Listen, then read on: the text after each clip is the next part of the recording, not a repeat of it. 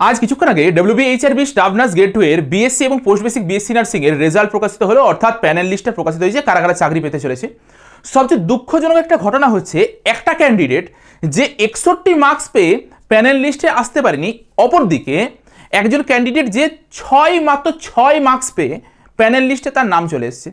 দেখো, এটা যদি অন্য কোনো সেক্টর হতো, মানে কোনো অফিস ওয়ার্ক বা হচ্ছে কোনো টেবিলে বসে কোনো জব করতে হচ্ছে, সেই জায়গাতে কারোর কোনো আপত্তি থাকেনি।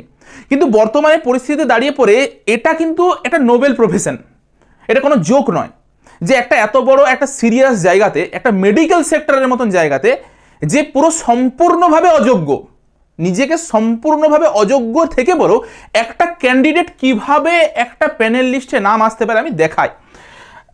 যে প্যানেল লিস্টে বেরিয়েছে সেই প্যানেল লিস্টের মধ্যে প্রথমত তো যে আমি কোনো সম্প্রদায়কে ছোট করছি না, কিন্তু যেটা ফ্যাক্ট সেটা আমাদেরকে বুঝতে হবে, কারণ এটা অন্য কোনো ডিপার্টমেন্টের মানে এই পরীক্ষা হলে আমি কিছু বলতাম না। যেহেতু মেডিকেল সেক্টর, মানুষের জীবন নিয়ে টানা হেঁচড়া হচ্ছে, সেই জায়গাতে এই আওয়াজটা তোলাটা দরকার। এটা আমার একার নয়, এটা তোমাদের সকলের এই আওয়াজটা তোলা দরকার যে একটা মিনিমাম এলিজিবিলিটি ক্রাইটেরিয়া থাকা উচিত, একটা মিনিমাম কাট অফ বের করা উচিত, তারপরেই সিলেকশন হওয়া উচিত।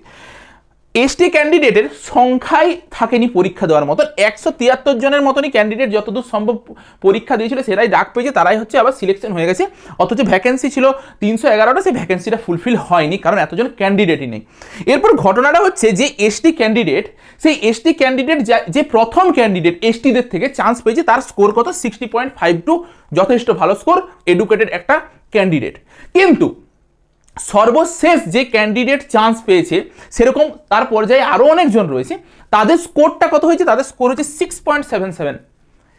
আমি আবারও বলছি, অন্য কোনো সেক্টরে কোনো প্রবলেম থাকেনি, যেহেতু মেডিকেল সেক্টর, মানুষের জীবন নিয়ে খেলা চলছে এখানে। মানে এইখান থেকে তোমাকে যদি আমি ভেঙে দেখাই, এই ক্যান্ডিডেটটা রিটিন এক্সামে পেয়েছিল 1.27 সিবিটিতে, আর ইন্টারভিউ পেয়েছে 5.5। সেটাও কি মিনিমাম যে মার্কসটা, সেই মার্কসটা মানে ইন্টারভিউ বোর্ড থেকে দেওয়া হয়েছে, ইন্টারভিউ ও কিছু বলতে পারে নাই। যে সিবিটিতে 1.27 পায়, সে কিভাবে কি বলবে? ইন্টারভিউ যে মিনিমাম মার্কস, সেই মিনিমাম মার্কসটা তাকে দেওয়া হয়েছে, যে বসেছে তাই দিচ্ছে, অ্যাটেন্ডেন্স মার্কস যেটাকে বলা হয়। তাহলে কি ভিত্তিতে এই একটা ক্যান্ডিডেট একটা গভর্নমেন্ট চাকরি পেতে চলেছে? তুমি ভেবে পড়ে দেখো, সেখানে একজন ক্যান্ডিডেট আছে যে 61 স্কোর করেছে, তার কোনো নাম নেই জেনারেল ক্যাটাগরির থেকে। তাদের বাদবাকি ক্যাটাগরিগুলোর থেকেও দেখে নাও যে তাদের কোনো নাম নেই, কিন্তু অথচ যে 6.77 মার্কস পেয়ে পড়ে সে কি হচ্ছে, একটা গভর্নমেন্ট চাকরি করতে চলেছে। কি চাকরি? সবচেয়ে বড় ব্যাপার এটাই, যেটা নার্সিংয়ের চাকরি করতে চলেছে, যার মধ্যে না আছে কোনো থিওরিটিক্যাল নলেজ, কারণ 1.27 পেয়েছে, না আছে কোনো ক্লিনিক্যাল প্র্যাকটিক্যাল নলেজ, নয়তো ইন্টারভিউ যথেষ্ট ভালো মার্কস পেতে পারতো, কিচ্ছু নেই। যার মধ্যে পুরো সম্পূর্ণভাবে জিরো নলেজ, একদম জিরো নলেজ রয়েছে। সে কিভাবে একটা হসপিটালে একটা যখন পেশেন্ট আসবে, তাকে কিভাবে সামালবে? সেই পেশেন্টটা যখন একটা মানে ধরো ইমার্জেন্সি একটা পেশেন্ট হলো, সে কি করবে? আজকে সে একটা প্রফেশনে, এমন একটা প্রফেশনে যেতে চলেছে যেখানে একটা ইমার্জেন্সি পেশেন্ট আসবে, যেখানে তাদেরকে অ্যাঞ্জেল বলা হয়, হ্যাঁ কি না? ডক্টরদেরকে গড বলা হয়, এদেরকে অ্যাঞ্জেল বলা হচ্ছে, যে অ্যাঞ্জেলদের মতন বাঁচিয়ে দিচ্ছে আমাদেরকে, সেবা শুশ্রূষা করছে। সেখানে তার মানে কি নলেজ আছে আমায় বলো আগে? আমি বাদ বাকিদের তো তবুও ঠিক আছে, কিন্তু এটা মানা যায়? যেখানে একটা জেনারেলের ক্যান্ডিডেট 61 মার্কস পেয়েছে, সে আজকে প্যানেল লিস্টে নেই, আর অথচ এ হচ্ছে 6.77 মার্কস নিয়ে পড়ে যাচ্ছে কি প্রফেশনে? নার্সিং প্রফেশনে, যেখানে মানুষের জীবন নিয়ে খেলা হচ্ছে, যেখানে একটা মানে প্রতিটা সেকেন্ড একটা মানে পেশেন্টের জন্য ইম্পর্টেন্ট। সেই জায়গায় কিভাবে এলিজিবল হয়? অবশ্যই গভর্নমেন্টের এটা তোমাদের মানে এটা আওয়াজ তোলা উচিত, যে মানে গভর্নমেন্টের একটা লিমিট সেট করে দেওয়া উচিত ছিল, যে হ্যাঁ, তোমাদেরকে মিনিমাম 37 বা 38 মিনিমাম মার্কস পেতে হবে, বা 35 মিনিমাম মার্কস পেতে হবে, তবে পরে তুমি প্যানেল লিস্টে নাম উঠবে। একটা রেখা তো দিতে হতো, একটা এই লিমিটটা তো দিতে হতো, সেই লিমিটটাই নেই। যে যা মার্কস পেয়েছে সেই মার্কসে ভর্তি হয়ে কোনো মানে হয়? এটার কোনো মানে হয়? এর মধ্যে কোনো বেসিক নলেজ রয়েছে? তোমরা নিজেরা একটু ভেবে পড়ে দেখো দেখনি। এই অবস্থা আজকের পশ্চিমবঙ্গের। কোনো সম্প্রদায়কে ছোট করতে যাচ্ছে না। অনেকে এসে পরে এখন বলবে যে ওরা অনেক কিছু মানে তোমার লড়াই করেছে আর করেছে, সব কিছুকে আমি মানলাম, কিন্তু একটা জিনিস ভেবে দেখো, এটা আর 4টা প্রফেশনের মতন প্রফেশন নয়, এটা একটা মেডিকেল প্রফেশন, যেখানে প্রতিটা মিলি সেকেন্ডও একটা মানুষের জীবনে কাউন্ট হচ্ছে।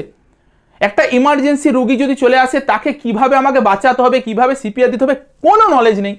সে কিভাবে এলিজিবল হচ্ছে? আমার তো মিনিমাম একটা এলিজিবিলিটি ক্রাইটেরিয়া রাখা উচিত গভর্নমেন্টের, যে এই মার্কসটা মিনিমাম 35 মার্কস পেতে হবে, এটা পেতেই হবে, এটা লিমিট। তারপরে এবারে লিস্ট তৈরি হবে। তাতে আমার যদি এইখানে ভ্যাকেন্সি যদি মানে ফিল আপ যদি না হতো না, তবু আমরা অনেক খুশি থাকতাম। কিন্তু এই যে এইখানে এখনও তো ফিল আপ হয়নি, এখনও কোথায় এসটি ফিল আপ হয়েছে। তুমি যদি পোস্ট বেসিকে চলে যাও, 280টা ভ্যাকেন্সি বেরিয়েছিল, 47 জনকে ডাকা হয়েছিল ইন্টারভিউতে, 47 জনেরই নাম পেয়েছে। ইভেন পোস্ট বেসিক বিএসসি নার্সিংয়েও সেম সিচুয়েশন, সেম ঘটনা হয়েছে। সবচেয়ে লোয়েস্ট ওরকম মার্কসে চান্স পেয়েছে। কোনো মানে হয় এগুলোর? একটা মেডিকেল প্রফেশনে এই জিনিসগুলো চলা উচিত? কি বলবো, এবার তোমাদের সেটা নিয়ে একটু আওয়াজ তোলা উচিত, আমি এইটুকুই বলবো। আর দ্বিতীয় যেই জিনিস, যে জিএনএমদের কাট অফ কীরকম যেতে পারে, এইটার উপর প্রেডিক্ট করে পরে যদি আমাদেরকে বলতেই হয় জিএনএমদের কাট অফ কীরকম যাবে, দেখো আমি বলি, যেটা দেখে পরে বুঝতে পারছি বিএসসি জিএনএমদের ওভারঅল মোটামুটি সেম কাট অফ যাবে। তবুও আমি বলবো কি, তুমি আরও এই জেনারেলদেরটাতে সেরকমভাবে ছেড়খানি করে লাভ নেই। জেনারেলদের দেখো সবচেয়ে প্রথম ক্যান্ডিডেট যে মানে চান্স পেয়েছে, সে পেয়েছে 82.12। আমাদের প্রিয়া ম্যাডামও প্রায় মনে হয় 6-এর মতন র্যাঙ্ক করেছে আর কি, 6 নম্বরের নাম আছে। আর তোমার 61.12তে লাস্ট হয়েছে। তুমি ম্যাক্সিমাম কি করতে পারো, সবগুলোর সাথে 5 অ্যাড করতে পারো, তাহলে জিএনএমদের পেয়ে যাবে। ঠিক আছে, জিএনএমদের তাহলে পেয়ে যাবে। যদি তোমার মনে হয় আরও তুমি নিজেকে সিকিওর করতে যাও, জিএনএমদের এর থেকে বেশি কাট অফ যাবে না, সবগুলোর সাথে 5 অ্যাড করে দাও, এর থেকে বেশি যাবে না। এসটিদেরটা আমি বাদ দিলাম, কারণ এটা কোনো ঠিক ঠিকানা নেই। কিন্তু তুমি যদি দেখছো যে তোমার যে মার্কসটা, এটা তো কাউন্ট করেছো, তুমি সিবিটিতে পরীক্ষা দিয়েছে বলে কাউন্ট করেছো যে তুমি এত মার্কস পেয়েছো, সেই মার্কসটা হিসাব করে দেখো, তার মতন তুমি এটা ক্যালকুলেট করে নিতে পারবে যে তোমাকে ইন্টারভিউ কত মার্কস তুলতে হবে। সাপোজ ইডাব্লিউএস এর যদি আমি বলি, এখানে কত পেতে হচ্ছে, 42.5 মতন পেতে হচ্ছে, হ্যাঁ কি না?